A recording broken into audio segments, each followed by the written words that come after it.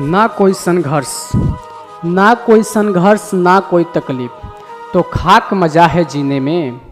ना कोई संघर्ष, ना कोई तकलीफ, तो खाक मजा है जीने में। बड़े बड़े तूफान भी टल जाते हैं जब आग लगी हो सीने में। जय हिंद दोस्तों। तो आज हम लोग पढ़ेंगे क्लास 11 मैथ का प्रश्नावली 1.1 का क्वेश्चन नंबर फर्स्ट को सॉल्व करेंगे। चलिए क्वेश्चन की हेडलाइटिंग को पढ़ लेते हैं। हेडिंग क्या कर रहा है? कह रहा निम्नलिखित में कौन से समुच्चय हैं? क्या कर रहा है? निम्नलिखित में कौन से समुच्चय हैं? अपने उत्तर का औचित्य भी बताइए। चलिए समुच्चय बता दिया, ध्यान दीजिए। किसी भी व्यक्ति के लिए कोई भी चीज यदि पूछे, किसी प्रश्न का आंसर पूछे तो नहीं बदलना चाहिए, सभी व्यक्ति के लिए एक होना चाहिए, उसी को कहते हैं समुच्चय। और सबके लिए भिन्न भिन्न हो तो वो क्या हो जाएगा? समुच्चय नहीं होगा। बात गांठ बांध लो। चलिए पहला क्वेश्चन को पढ़ते हैं। कह रहा है कि जे अक्षर से प्रारंभ होने वाले वर्ष के सभी महीनों का संग्रह।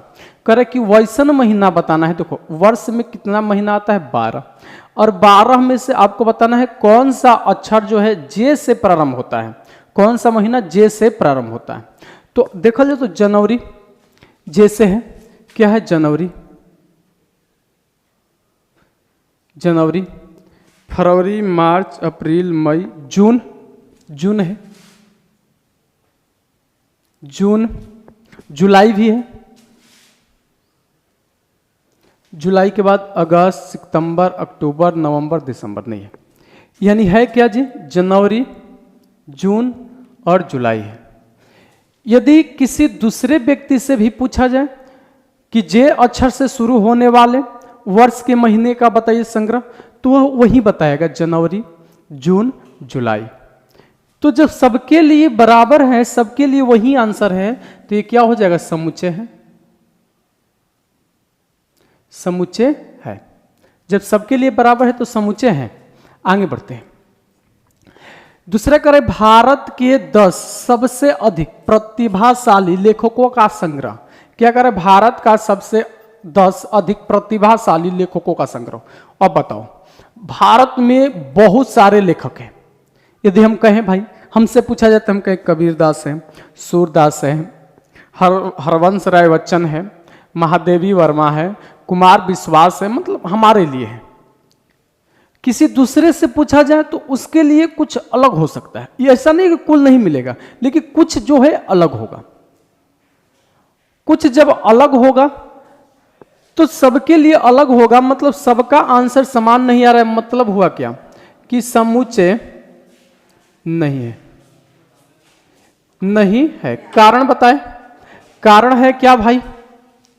कारण यह है कि सबके लिए जो रिजल्ट आ रहा है वह सेम नहीं आ रहा है, सुपरिभाषित शब्द नहीं है, इसलिए समुच्चय नहीं होगा। आगे बढ़ जाते हैं। तीसरा नंबर देखें। विश्व के सर्वश्रेष्ठ 11 बल्लेबाजों का संग्रह। अब क्या कर रहा है? विश्व में बताना है कि 11 को सर्वश्रेष्ठ बल्लेबाज कौन है। तो अगर बात करें तो मेरे लिए कहेंगे कि विराट कोहली है, सचिन तेंदुलकर है, सुरेश रैना है, ठीक है, मतलब बहुत सारे हैं। हमारे लिए कुछ अलग होंगे। किसी दूसरे व्यक्ति से लिए पूछा जाए तो उसके लिए कुछ अलग ही बतलाएगा। कोई तीसरा व्यक्ति से पूछा जाए तो वो भी क्या करेगा? कुछ अलग ही बतलाएगा। यानी सबके लिए भिन्न भिन्न आ रहा है ना। और जब सबके लिए भिन्न भिन्न आएगा तो क्या हो जाएगा? समुच्चय। समुच्चय नहीं होगा। समुच्चय नहीं है।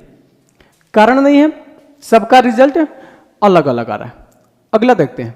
कह रहा आपकी कक्षा के सभी बालकों का संग्रह। हाँ देखिए, आपकी कक्षा का, यदि मान लीजिए मेरी कक्षा की बात करें तो मेरे कक्षा में कितने विद्यार्थी हैं और कौन कौन है बता सकते हैं। यदि हमारे ही कक्षा में किसी दूसरे व्यक्ति से भी पूछा जाए तो वो भी क्या करेगा? वही आंसर देगा जो हम बताए थे।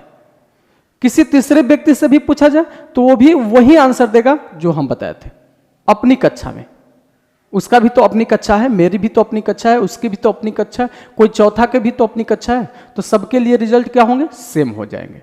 और जब सबके लिए रिजल्ट सेम होंगे तो समुच्चय होगा। समुच्चय है। आगे बढ़ जाते हैं। 5 नंबर क्वेश्चन कर रहा है कि 100 से कम सभी प्राकृत संख्याओं का संग्रह। अब बताओ 100 से कम सभी प्राकृत संख्याओं का संग्रह देखा जाए तो क्या होगा, 1 हो जाएगा, 2 3 4 डॉट डॉट डॉट। 100 से कम मतलब कितना, 99। यदि हमसे पूछा गया तो हम यह आंसर दिए, आपसे पूछा जाएगा तो आप क्या आंसर दीजिएगा, यही आंसर दीजिएगा ना, 1 से लेकर 99 तक, क्योंकि 100 से कम कर रहा है सभी प्राकृत संख्या। तो सबके लिए आंसर क्या हो गया, इक्वल हो गया, समान हो गया। और जब समान हो जाएगा तो समूचे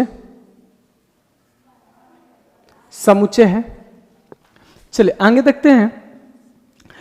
6 नंबर क्वेश्चन कर रहा है कि लेखक प्रेमचंद्र द्वारा लिखित उपन्यासों का संग्रह। अब बताओ, अब आप नहीं बता सकते हो, हम कहेंगे सलमान खान कितना मूवी बनाया, कौन कौन बनाया, तो आप गिन के बता सकते हो ना। किसी दूसरे व्यक्ति से भी पूछा जाए तो बता सकता है।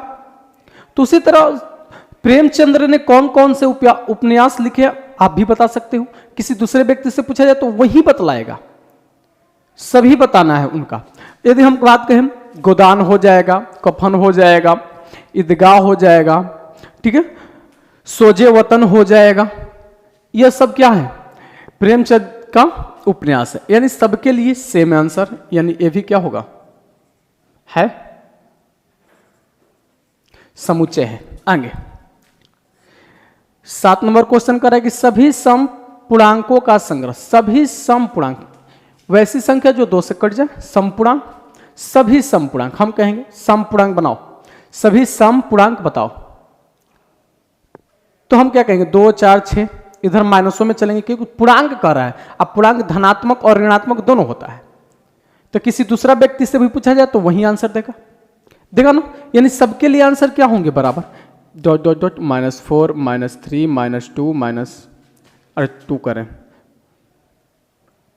-2 और 2 4 6 डॉट डॉट डॉट। यह क्या हो जाएगा भाई, तो सभी सम पूर्णांकों के लिए संग्रह होगा और सबके लिए बराबर है, इसलिए भी ये भी क्या है, समूह, समुच्चय होगा। आगे कह रहे हैं इस अध्याय में आने वाले सभी प्रश्नों का संग्रह। हम कहेंगे कि इस अध्याय में जो पढ़ रहे हैं प्रश्नावली 1.1 में कितने प्रश्न आएंगे, तो हमसे पूछा गया तो हम बता देंगे भाई इतना प्रश्न आएगा। टोटल 6 प्रश्न हैं। कितने हैं, 6 प्रश्न। आपसे भी पूछा जाए 6 प्रश्न है, किसी और से पूछा जाए 6 प्रश्न। सबके लिए आंसर क्या हुआ, बराबर हुआ, बदला नहीं। और जब बदलेगा नहीं तो ये भी क्या होगा, समुच्चय है, समुच्चय है। आगे बढ़ जाते हैं, लास्ट हुआ है। लास्ट क्वेश्चन करें, विश्व के सबसे अधिक खतरनाक जानवरों का संग्रह।